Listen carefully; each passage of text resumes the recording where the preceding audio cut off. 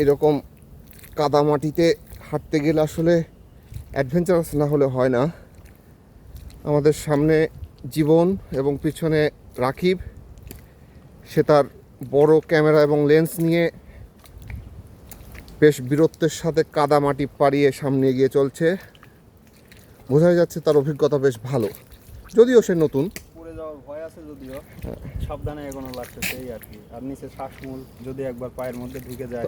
আপনি কেন এই জায়গাতে আসছেন একটু আপনি বর্ণনা করবেন, যে এরকম কাদামাটিতে কেন আসলেন? আমি তো জানি আপনি একটা কর্পোরেট হাউসে জব করেন। কাদামাটি, আমরা মাটির মানুষ, কাদার সংস্পর্শে আসলে আমাদের জীবনের প্রাণ ফিরে পায়।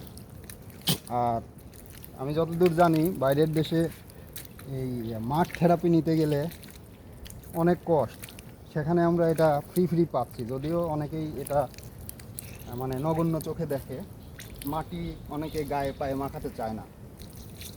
আমরা স্বপ্রণোদিত হয়েই আমরা এই শ্বাসমূলের মধ্য দিয়ে যাচ্ছি কাদা পানি খোঁচে।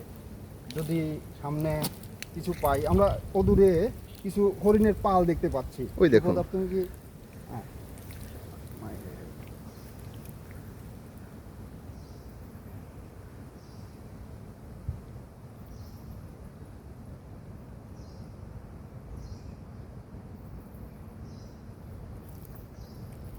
লড়া ফেলাইছে নাকি?